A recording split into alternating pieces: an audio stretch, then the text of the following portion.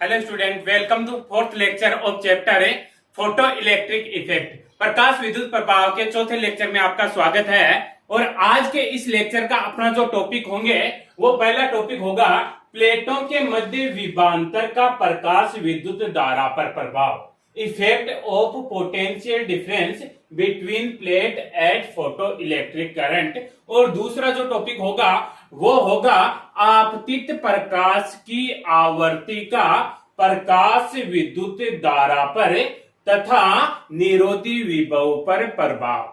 ठीक है, effect of frequency of incident light at the stoppage potential and photo electric current. तो lecture जो है वह हिंदी और इंग्लिश में सेम होने वाला है। पहले अपन लेक्चर को हिंदी में एक्सप्लेन करेंगे, फिर उसी टॉपिक को जो है अपन इंग्लिश में एक्सप्लेन करेंगे। हिंदी और इंग्लिश के नोट्स जो हैं वो आपको नीचे दिए गए डिस्क्रिप्शन के लिंक में आपको मिल जाएंगे, तो वहां से डाउनलोड करके आप नोट कर सकते हैं।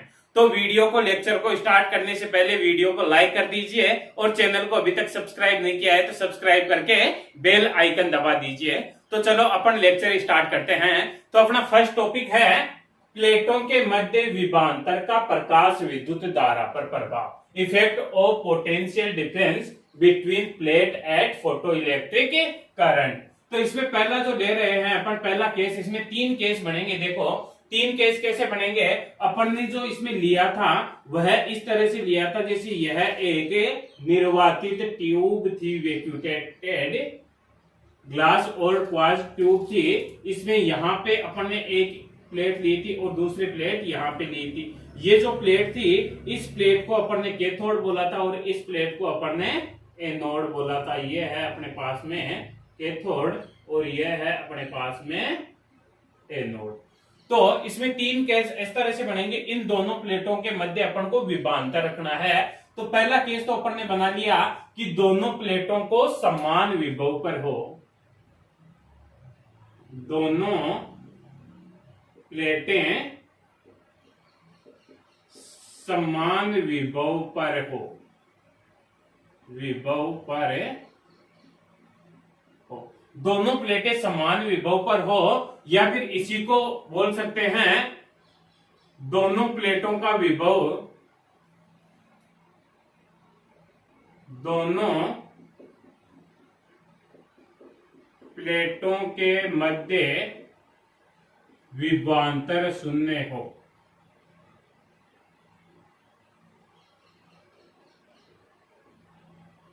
दोनों प्लेटें समान विभव पर होगी तो इनका विभव का अंतर कितना हो जाएगा, 0 हो जाएगा। तो पहला केस अपन ने ले लिया, both plate are at same potential.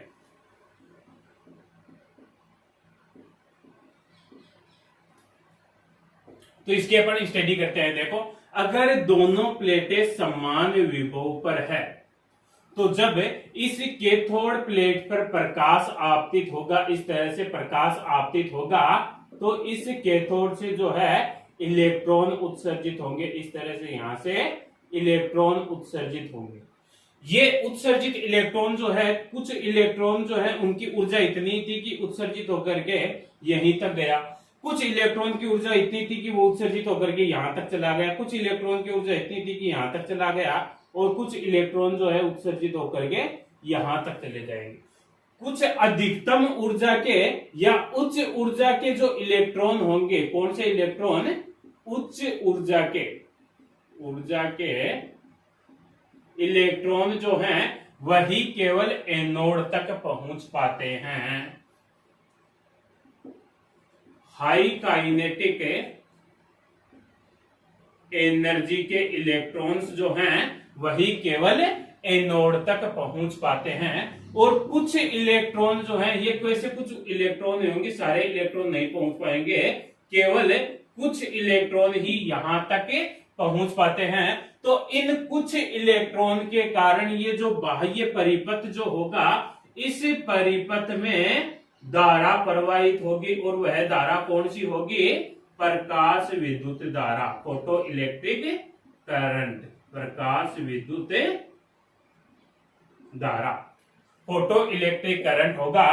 तो इस प्रकाश विद्युत धारा प्रवाहित हुई, तो यहां से अपन क्या कह सकते हैं, यहां से अपन कह सकते हैं कि जब दोनों इलेक्ट्रोड समान विभव पर है या दोनों प्लेटों के मध्य विभवांतर है, तो परिपथ में प्रकाश विद्युत धारा का मान शून्य नहीं होता। तो अपन ने यहां से क्या लिखा, विभवांतर शून्य होने पर प्रकाश विद्युत धारा शून्य नहीं होती। ये निष्कर्ष आ गया अपने पास में। तो इसको थ्योरेटिकल रूप में अपन नोट कैसे करेंगे, तो पहले एक बार दोबारा समझा देता हूं, पहले एक बार समझ लेते हैं, फिर अपन नोट करने का तरीका देखेंगे। तो देखो तरीका अपन ने क्या समझा, जब यहां पर कैथोड पर प्रकाश आपतित होगा तो इस कैथोड प्लेट से इलेक्ट्रॉन उत्सर्जित होंगे। जो इलेक्ट्रॉन जो है, कुछ इलेक्ट्रॉन की ऊर्जा तो इतनी होगी कि यहीं पे यहीं तक जा पाएंगे, कुछ इलेक्ट्रॉन यहां तक जा पाते हैं, कुछ इलेक्ट्रॉन यहां तक और कुछ इलेक्ट्रॉन यहां तक। कुछ इलेक्ट्रॉन होंगे जो कुछ उच्च ऊर्जा के इलेक्ट्रॉन हैं, वह केवल एनोड तक पहुंच पाते हैं। हाई काइनेटिक एनर्जी के जो इलेक्ट्रॉन हैं, वही इलेक्ट्रॉन एनोड तक पहुंच पाते हैं। ये केवल कुछ इलेक्ट्रॉन ही पहुंच पा रहे हैं, सम इलेक्ट्रॉन ही पहुंच पा रहे हैं। तो परिपथ में प्रकाश विद्युत धारा प्रवाहित होगी, थोड़ी बहुत प्रकाश विद्युत धारा प्रवाहित होगी। तो इससे अपन ने क्या निष्कर्ष निकाला कि विभवांतर शून्य होने पर विद्युत धारा जो है, प्रकाश विद्युत धारा शून्य नहीं होती, बल्कि उसका कुछ मान होता है। तो अब इसको नोट कैसे करेंगे, जब दोनों प्लेटें समान विभव पर हो अर्थात दोनों प्लेटों के मध्य विभवांतर शून्य हो, तो कैथोड से उत्सर्जित उच्च गतिज ऊर्जा के इलेक्ट्रॉन ही केवल एनोड तक पहुंच पाते हैं।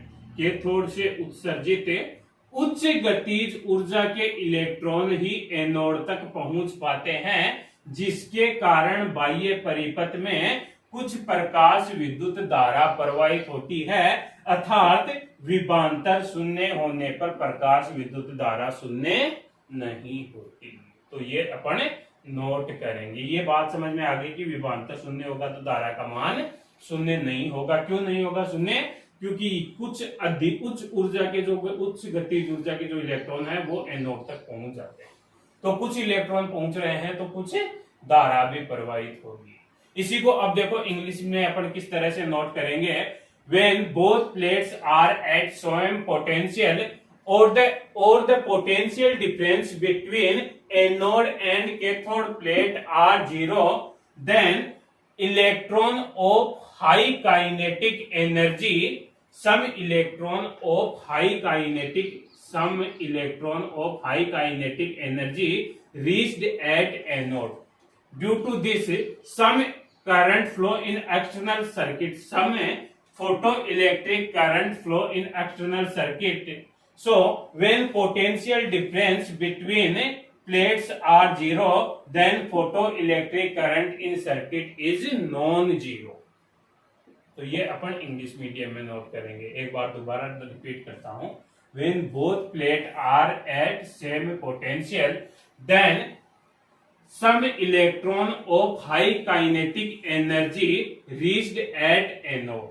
जो इस कैथोड से जो इलेक्ट्रॉन इमिटेड हुए हैं, उनमें से केवल some electron of high kinetic energy reached at anode, due to which some photoelectric current flow in external circuit. So when potential difference between plate is zero, then photoelectric current in circuit is non-zero. Circuit में जो photo electric current जो होगा वह non zero होगा। तो ये अपन ने first case लिया है। चलो अब इसके आगे सेकंड केस की स्टडी करते हैं अपन। हाँ, तो इसी का सेकंड केस देखिए। सेकंड केस है कैथोड के सापेक्ष एनोड के धन विभव में वृद्धि, increase the positive potential of anode with respect to cathode. इसका मतलब हुआ कि देखो फोटो इलेक्ट्रिक इफेक्ट का अपन डायग्राम देखें तो यह जो है वैक्यूटेड ट्यूब है, निर्वातित नली है। इस निर्वातित नली में यहाँ पे एक प्लेट होती है और एक प्लेट यहाँ पे, ये जो प्लेट थी यह है कैथोड और ये जो प्लेट है अपनी यह हो गई एनोड। तो ये प्लेट है अपनी कैथोड और ये प्लेट हो गई एनोड।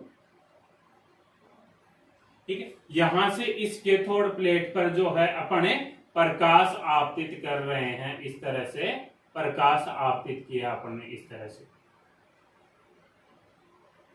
तो यहां से ये इलेक्ट्रॉन जो हैं ये इलेक्ट्रॉन उत्सर्जित हो रहे हैं, इस तरह से इलेक्ट्रॉन उत्सर्जित हो रहे हैं।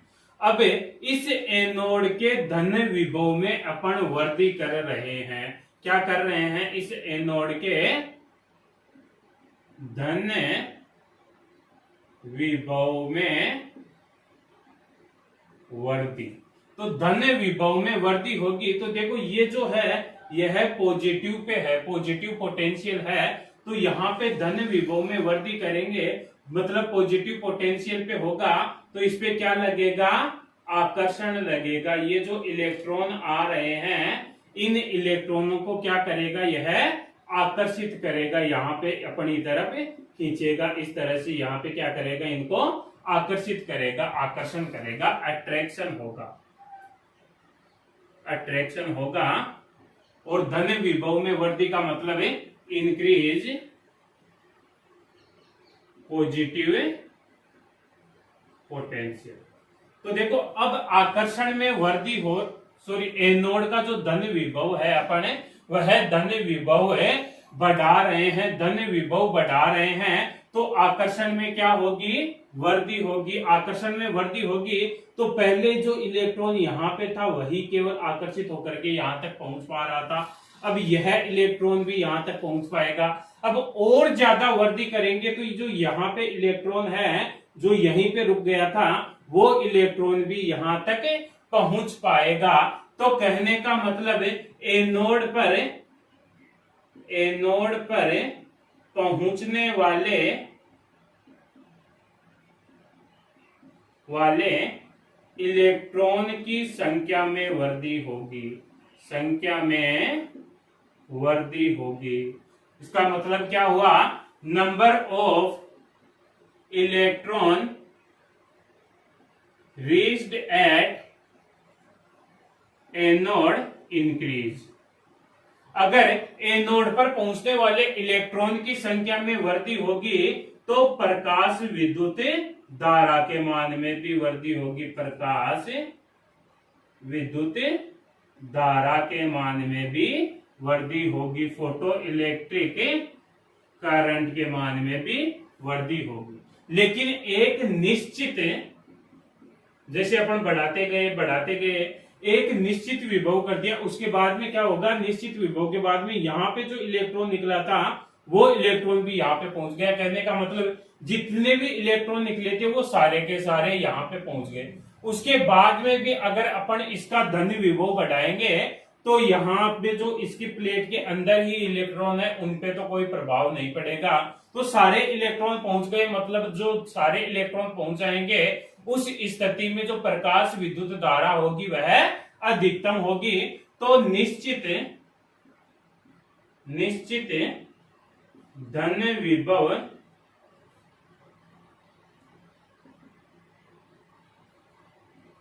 पर धारा अधिकतम होती है, निश्चित धन विभव पर धारा अधिकतम होती है। और इस स्थिति में उत्सर्जित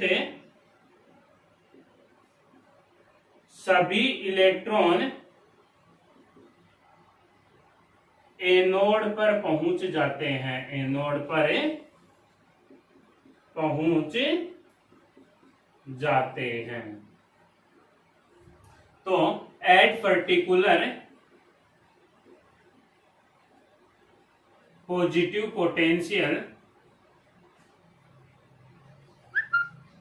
करंट विल मैक्सिमम, और इस कंडीशन में ऑल इमिटेड इलेक्ट्रॉन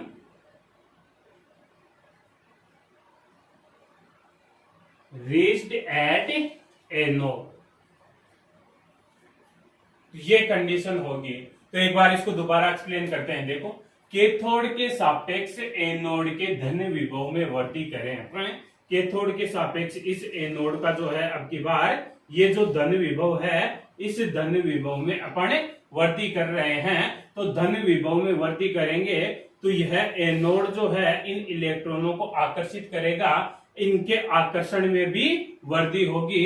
इनके आकर्षण में वृद्धि होगी तो एनोड पर पहुंचने वाले इलेक्ट्रॉन की संख्या में भी वृद्धि होगी है। यहाँ पे जो इलेक्ट्रॉन है उसको भी आकर्षित कर देगा। तो जैसे जैसे अपन एनोड का धन विभव बढ़ाएंगे वैसे वैसे आकर्षण में वृद्धि होगी। जैसे जैसे आकर्षण बढ़ेगा वैसे वैसे एनोड पर पहुंचने वाले इलेक्ट्रॉन की संख्या में वृद्धि होगी, और इलेक्ट्रॉन की संख्या में वृद्धि होने से प्रकाश विद्युत धारा के मान में वृद्धि होगी। किंतु एक निश्चित धन विभव पर उत्सर्जित सारे इलेक्ट्रॉन जो हैं वह एनोड पर पहुंच जाते हैं। तो ये जो धारा है यह अधिकतम होती है, और ये जो अधिकतम धारा है, यह जो अधिकतम धारा है, इस अधिकतम धारा को संतृप्त धारा कहते हैं। क्या कहते हैं? संतृप्त धारा कहते हैं। तो इसको नोट कैसे करेंगे? हिंदी में इसको नोट करने के लिए, जब कैथोड के सापेक्ष एनोड के धन विभव में वृद्धि की जाती है तो आकर्षण के कारण एनोड पर पहुंचने वाले इलेक्ट्रॉन की संख्या में वृद्धि होती है, जिससे प्रकाश विद्युत धारा के मान में वृद्धि होगी। किंतु एनोड के एक निश्चित धन विभव पर परिपथ में धारा का मान, परिपथ में प्रकाश विद्युत धारा का मान अधिकतम होता है। इस स्थिति में उत्सर्जित सभी इलेक्ट्रॉन एनोड पर पहुंच जाते हैं। इस अधिकतम धारा को संतृप्त धारा कहते हैं। अब देखो इसको इंग्लिश में किस तरह से लिखेंगे अपन। देखो, जब अपन increase the positive potential of anode with respect to cathode, इसका पॉजिटिव पोटेंशियल अपन ने इंक्रीज किया, तो पॉजिटिव पोटेंशियल इंक्रीज करने से एनोड जो इलेक्ट्रॉनों को अट्रैक्ट कर रहा है उस अट्रैक्शन फोर्स में इंक्रीमेंट होगा। अट्रैक्शन फोर्स में इंक्रीमेंट होगा तो number of electron reached at anode, anode पे जो नंबर ऑफ इलेक्ट्रॉन पहुंच रहे हैं उनकी संख्या इंक्रीमेंट होगी। उससे फोटो इलेक्ट्रिक करंट जो है वो इंक्रीज होगा। और एट पर्टिकुलर पॉजिटिव पोटेंशियल, इस एक पर्टिकुलर पॉजिटिव पोटेंशियल पे ये जो फोटो इलेक्ट्रिक करंट है यह मैक्सिमम होगा, और उस कंडीशन में ये जितने भी इलेक्ट्रॉन इमिट हुए हैं वो सारे इलेक्ट्रॉन एनोड पर पहुंच जाते हैं। तो इसको नोट करेंगे, increase the positive potential of anode with respect to cathode, then due to attraction force of anode the number of electron reached at anode increase, so photoelectric current increase, but at particular positive potential of anode current will be maximum.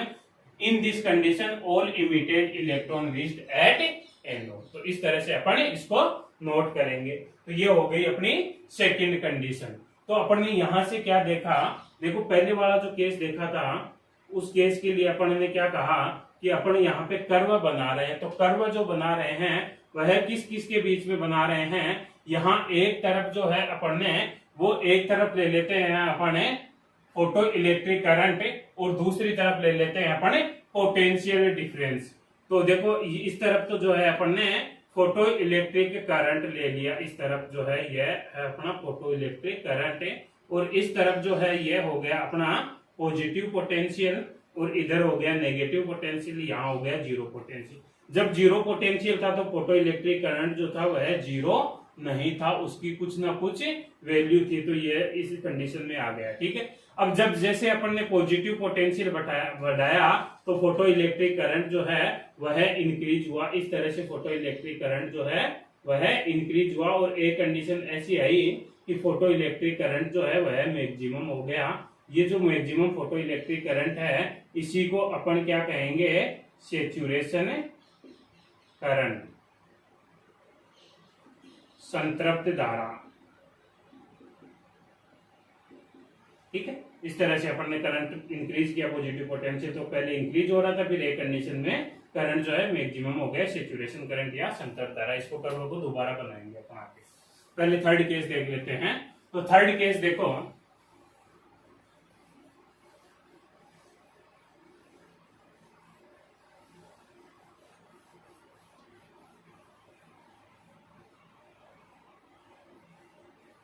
Third case है जब anode को, या इस तरह से note कर देते हैं, एनोड के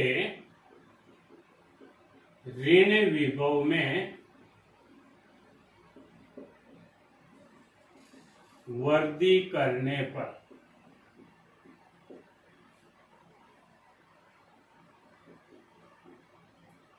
increase the negative potential of anode with respect to cathode. Cathode के सापेक्ष एनोड के ऋण विभव में वृद्धि करें अब की बार अपन। तो यह हो गया अपना फोटो इलेक्ट्रिक डायग्राम। यह यहाँ पे जो है अपना यह है एनोड और यहाँ पे है अपना कैथोड।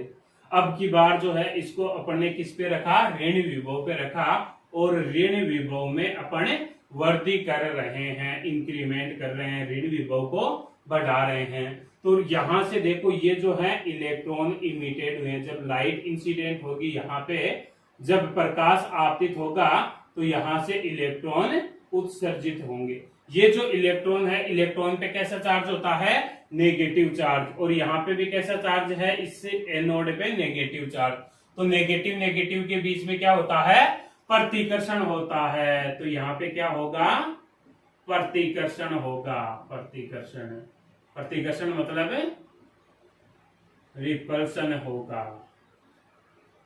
तो जब अपन इसके नेगेटिव पोटेंशियल को बढ़ाएंगे तो प्रतिकर्षण भी बढ़ेगा या फिर रिपल्सिव भी बढ़ेगा। प्रतिकर्षण बढ़ेगा तो एनोड पर पहुंचने वाले इलेक्ट्रॉन की संख्या में कमी आएगी। अब ये इलेक्ट्रॉन जो है इससे प्रतिकर्षित हो रहे हैं, तो ये इलेक्ट्रॉन जो है वो प्रतिकर्षित हो गया, तो ये इलेक्ट्रॉन प्रतिकर्षित हो रहे हैं तो यहां तक इलेक्ट्रॉन पहुंच नहीं पाएंगे। एनोड पर पहुंचने वाले इलेक्ट्रॉन की संख्या में कमी आएगी। Number of electron reached at anode decreased. अब एनोड पर पहुंचने वाले इलेक्ट्रॉन की संख्या में कमी आएगी तो प्रकाश विद्युत धारा में भी कमी आएगी। फोटो इलेक्ट्रिक करंट जो है उसकी वैल्यू भी कम होगी। अब अपन इसको धीरे धीरे बढ़ा रहे हैं, इसको नेगेटिव पोटेंशियल को, तो एक कंडीशन ऐसी आएगी कि जो मैक्सिमम काइनेटिक एनर्जी, अधिकतम गतिज ऊर्जा का जो इलेक्ट्रॉन है जो यहां तक जा रहा था, बहुत ज्यादा ऊर्जा से दौड़ता हुआ जा रहा था, उसको भी यह एनोड जो है यह प्रतिकर्षित कर देगा। मतलब मैक्सिमम काइनेटिक एनर्जी का इलेक्ट्रॉन भी इस एनोड से रिपल्सिव हो जाता है। तो एक कंडीशन अपने पास में क्या आती है कि इस सर्किट में जो प्रकाश विद्युत धारा जो है, प्रकाश विद्युत धारा वह कितनी हो जाएगी, शून्य हो जाएगी। फोटो इलेक्ट्रिक करंट जो है वह 0 हो जाएगी। और इस कंडीशन में क्या होगा, अधिकतम गतिज ऊर्जा का इलेक्ट्रॉन बी एनोड से प्रतिकर्षित होता है, प्रतिकर्षित होता है। Maximum kinetic energy electron will be repulsed. तो ये जो कंडीशन होगी यह अपन ने थर्ड कंडीशन ली। और इस विभव पे ये कब होगा, एक पर्टिकुलर, एक निश्चित विभव पर होगा, निश्चित ऋण विभव पर, निश्चित ऋण विभव पर ये जो निश्चित ऋण विभव है, इस ऋण विभव को कहते हैं अपने निरोधी विभव। क्या कहते हैं इस ऋण विभव को? क्या कहते हैं? नेगेटिव पोटेंशियल जो है, नेगेटिव पोटेंशियल, इसको कहते हैं अपने स्टॉपेज पोटेंशियल। स्टॉपेज पोटेंशियल कहेंगे इसको। तो देखो, जब एनोड के ऋण विभव में वृद्धि करने पर कैथोड से उत्सर्जित इलेक्ट्रॉन एनोड से प्रतिकर्षित होता है, तो एनोड पर पहुंचने वाले इलेक्ट्रॉन की संख्या में कमी आती है, जिसके कारण प्रकाश विद्युत धारा में भी कमी आती है। किंतु एनोड के एक निश्चित ऋण विभव पर प्रकाश विद्युत धारा का मान 0 हो जाता है। इस स्थिति में अधिकतम गतिज ऊर्जा का इलेक्ट्रॉन भी एनोड तक नहीं पहुंच पाता, एनोड से प्रतिकर्षित हो जाता है। इस निश्चित ऋण विभव को निरोधी विभव कहते हैं।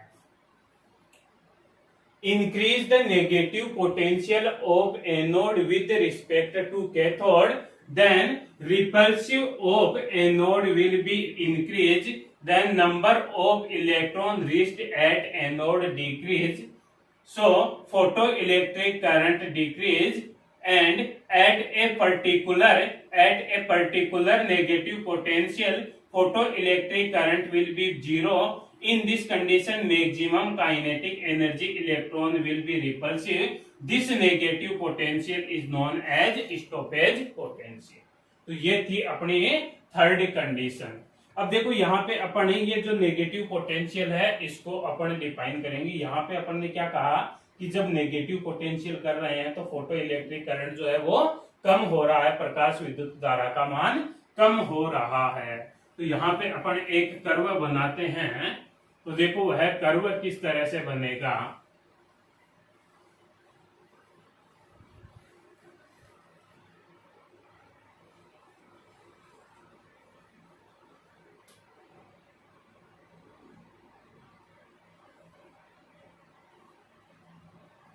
ये जो कर्व बनेगा वह कुछ इस तरह से बनेगा, जैसे यहाँ पे इस एक्सिस पे जो है अपन ने प्रकाश विद्युत धारा ली, प्रकाश विद्युत धारा, फोटो इलेक्ट्रिक करंट, और इस एक्सिस पे जो है अपन ने विभव लिया। तो इस तरफ जो विभव है वह इस तरफ विभव पॉजिटिव है और इस तरफ विभव जो है वो नेगेटिव है। और यहाँ पे विभव इस लाइन पे कितना है? 0। तो जब 0 विभव था तो प्रकाश विद्युत धारा या फोटो इलेक्ट्रिक करंट 0 था क्या? नहीं, नॉन 0 था। तो ये कुछ ना कुछ वैल्यू हो गई नॉन 0।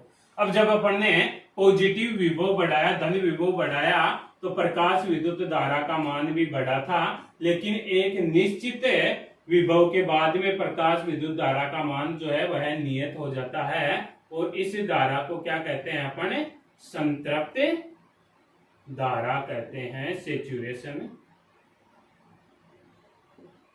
करंट कहते हैं। जैसे जैसे अपन ने ऋण विभव बढ़ाया तो प्रकाश विद्युत धारा का मान जो है घट रहा था, और एक पर्टिकुलर ऋण विभव पर प्रकाश विद्युत धारा का मान 0 हो गया। तो इस बिंदु पे प्रकाश विद्युत धारा का मान 0 हो गया। तो ये जो विभव है, इस विभव को क्या बोला था अपन ने? निरोधी विभव, निरोधी विभव, स्टॉपेज पोटेंशियल। ये जो है अपना कर्व हो गया। अब यहां से अपन दो डेफिनेशन डिफाइन करेंगे। एक तो डिफाइन करेंगे स्टॉपेज पोटेंशियल, निरोधी विभव। तो स्टॉपेज पोटेंशियल या निरोधी विभव देखो क्या होता है। द मिनिमम नेगेटिव पोटेंशियल किसका था? नेगेटिव पोटेंशियल किसका था? एनोड का। एनोड का न्यूनतम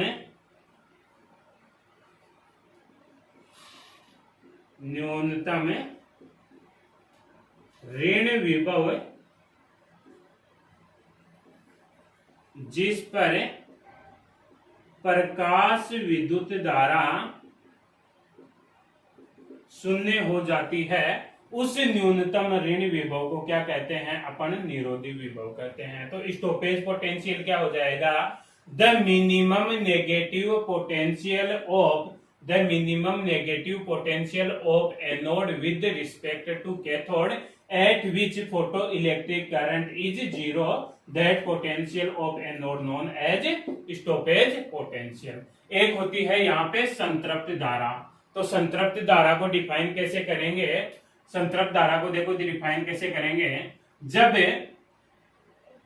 कैथोड के सापेक्ष एनोड के धन विभव में वृद्धि की जाती है तो एक निश्चित वृद्धि के बाद में परिपथ में प्रकाश विद्युत धारा का मान नियत हो जाता है और यह मान अधिकतम होता है। इस मान को अपन संतृप्त धारा कहते हैं। हाँ, तो अपन निरोधी विभव स्टॉपिंग पोटेंशियल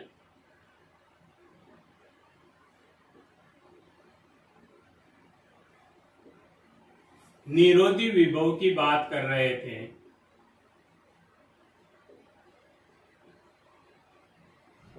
तो देखो निरोधी विभव पर एक तो जो maximum kinetic energy electron can't reach at anode, अधिकतम गतिज ऊर्जा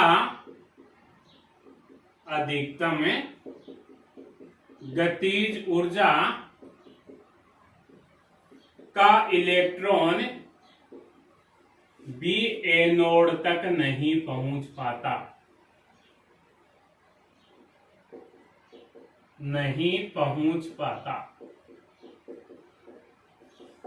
तो स्टॉपिंग पोटेंशियल जो होता है, उस स्टॉपिंग पोटेंशियल पे जो मैक्सिमम काइनेटिक एनर्जी का इलेक्ट्रॉन है, वह मैक्सिमम काइनेटिक एनर्जी का इलेक्ट्रॉन भी एनोड तक नहीं जाएगा। मैक्सिमम काइनेटिक एनर्जी का इलेक्ट्रॉन जो है वो नहीं जाएगा, तो करंट जो है वह कितना हो जाएगा? फोटो इलेक्ट्रिक करंट जो है वह जीरो हो जाएगा। अधिकतम गतिज ऊर्जा का इलेक्ट्रॉन भी एनोड तक नहीं जाता।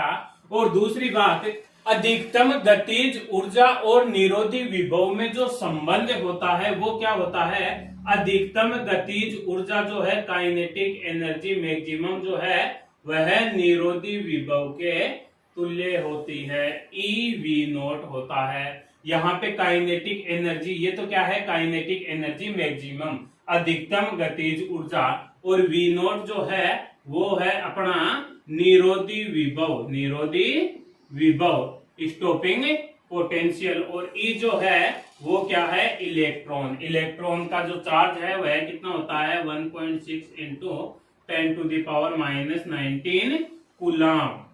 तो E की वैल्यू जो है यह है। यहां से अपन क्या कह सकते हैं कि जितना ज्यादा आपका निरोधी विभव होगा, स्टॉपिंग पोटेंशियल होगा, जितनी ज्यादा आपकी काइनेटिक एनर्जी होगी इलेक्ट्रॉन की, इमिटेड इलेक्ट्रॉन की काइनेटिक एनर्जी जितनी ज्यादा होगी उतना ही ज्यादा आपका स्टॉपिंग पोटेंशियल होगा, निरोधी विभव होगा।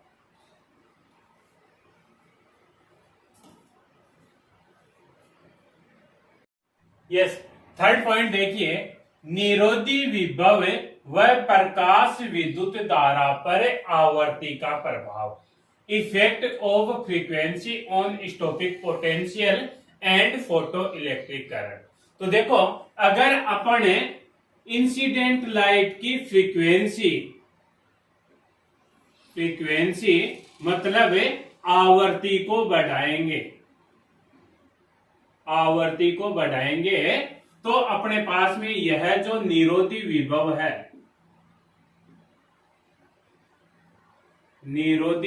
है, जिसको बोलते हैं अपन स्टॉपिंग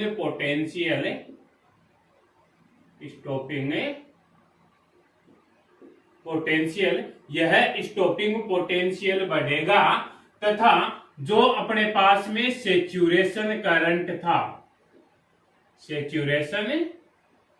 करंट संतृप्त धारा,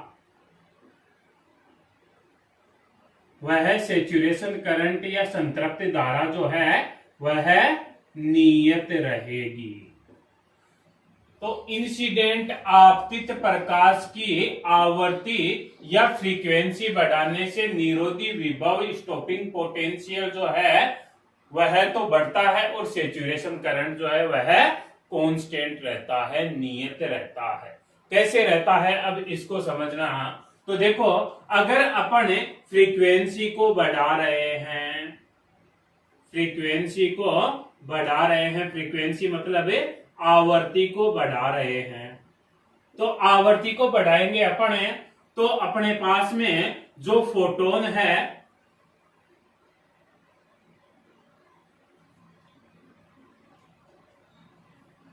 फोटोन की एनर्जी जो है वह बढ़ेगी, फोटोन की ऊर्जा बढ़ेगी, फोटोन ऊर्जा बढ़ेगी अगर अपन आवर्ती को बढ़ा रहे हैं। अगर फोटोन की ऊर्जा बढ़ेगी तो फोटोन की ऊर्जा बढ़ने से इमिटेड इलेक्ट्रॉन की काइनेटिक एनर्जी जो है, गतिज ऊर्जा जो है वह बढ़ती है। उत्सर्जित इलेक्ट्रॉन की गतिज ऊर्जा बढ़ेगी, उत्सर्जित इलेक्ट्रॉन की गतिज ऊर्जा बढ़ेगी। और उत्सर्जित इलेक्ट्रॉन की अगर गतिज ऊर्जा बढ़ती है तो उत्सर्जित इलेक्ट्रॉन की गतिज ऊर्जा बढ़ने से स्टॉपिंग पोटेंशियल जो है, निरोधी विभव जो है वह निरोधी विभव भी बढ़ेगा, निरोधी विभव भी बढ़ेगा। लेकिन यह सेचुरेशन करंट जो है, संतृप्त धारा जो है वह नियत बनी रहेगी। तो इसका अगर अपन आरेख बनाए तो देखो आरेख कैसे बन जाएगा। तो इस यहाँ पे जो है अपन ने करंट ले लिया, ये जो है अपन ने इस तरह पे प्रकाश विद्युत धारा ले ली, प्रकाश विद्युत धारा, और इधर ले ली अपन ने आवर्ती, सॉरी इधर अपन ने आवर्ती नहीं ली, इधर जो है अपन ने विभव ले लिया, विभव ले लिया।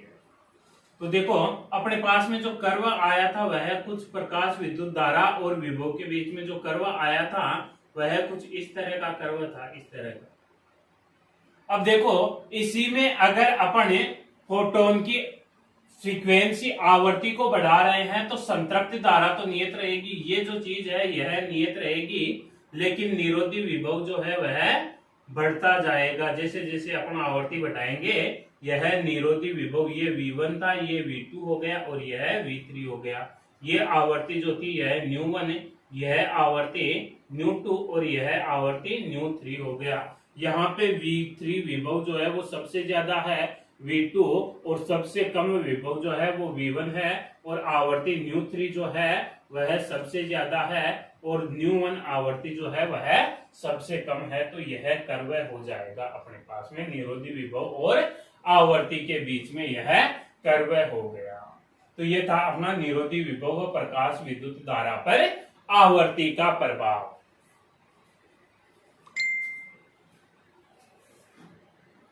हाँ तो देखिए यहां से अपन क्या कह सकते हैं कि यदि अपना जो निरोधी विभव है वह किस पर निर्भर करता है, निरोधी विभव जो है वह केवल और केवल आपतित प्रकाश की आवर्ती पर निर्भर करता है। अगर अपन आवर्ती को बढ़ाएंगे तो निरोधी विभव का मान भी बढ़ेगा, आपतित प्रकाश की आवर्ती बढ़ाने से निरोधी विभव बढ़ता है। अगर अपन यहाँ पे कर्व बनाना चाहे इन दोनों के बीच में तो देखो इस एक्सिस पे ले लिया अपन ने निरोधी विभव, निरोधी विभव, और इस एक्सिस पे ले ली अपन ने आवर्ती।